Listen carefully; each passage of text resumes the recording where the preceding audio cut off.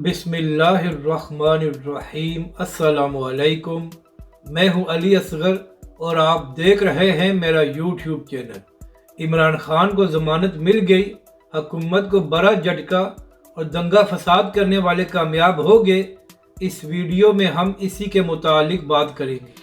ناظرین کرام، کل سپریم کورٹ نے عمران خان کی گرفتاری کو غیر قانونی قرار دیا تھا اور عمران خان سے کہا تھا کہ وہ نیب کیس کے حوالے سے اسلام آباد ہائی کورٹ سے رجوع کرے۔ تو ناظرین کرام، جیسے ہی سپریم کورٹ کا فیصلہ سامنے آیا تھا تو اس کے بعد یہ باتیں ہونا شروع ہو گئی تھی کہ عمران خان صاحب کو نیب کے کیس میں بیل مل جائے گی۔ تو جیسے ہی یہ باتیں ہونا شروع ہوئی تو رانا ثناء اللہ نے کہا کہ اگر عمران خان کو نیب کے کیس میں بیل مل گئی تو ہم عمران خان کو کسی اور کیس میں بھی گرفتار کر لیں گے۔ یعنی کہ ناظرین کرام، کل تک حکومت کا یہ موقف سامنے آ رہا تھا کہ ہم نے ہر حال میں عمران خان کو دوبارہ گرفتار کرنا ہے۔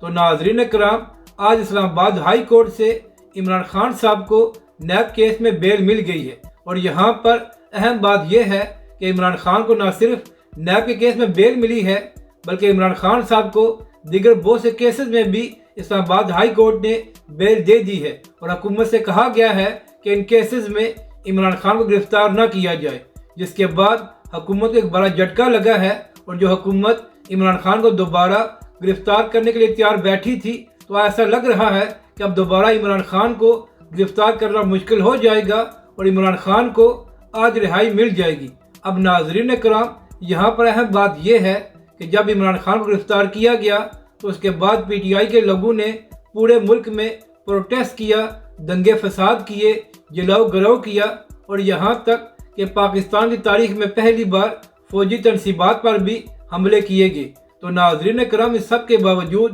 عمران خان کو بہت سے کیسز میں بیل مل گئی ہے اور پاکستانی عدالتوں نے عمران خان کو ریلیف دیا ہے۔ تو اس سے پی ٹی آئی نے ایک مثال قائم کر دی ہے کہ آئندہ جب بھی کسی سیاسی جماعت کے سربراہ کو گرفتار کیا جائے تو سیاسی جماعت کے لوگ پروٹیسٹ کریں، دنگے فساد کریں، جلاؤ گرو کریں، تو پھر پاکستانی عدالتیں ان کو ریلیف دے دیں گی۔ ناظرین کرام، جب تحریک لبیک کے سربراہ علامہ سعد حسین رضوی کو عمران خان کی حکومت میں 8 مہینے جیل میں رکھا گیا تو کسی پاکستانی عدالت کو خیال نہیں آیا کہ ایک بڑی جماعت کے سربراہ کے ساتھ ظلم ہو رہا ہے، مگر عمران خان صاحب صرف 2 دن جیل میں رہے ہیں تو پاکستانی عدالتوں نے عمران خان کو اتنا بڑا ریلیف دے دیا ہے۔ ناظرین کرام، تحریک لبیک پاکستان یا اس کے کارکنوں نے فوجی تنصیبات پر حملے نہیں کیے تھے، مگر اس کے باوجود تحریک لبیک کے سربراہ کو ریلیف نہیں دیا گیا، جبکہ دوسری جانب پی ٹی آئی کے لوگوں نے فوجی تنصیبات پر حملے کیے،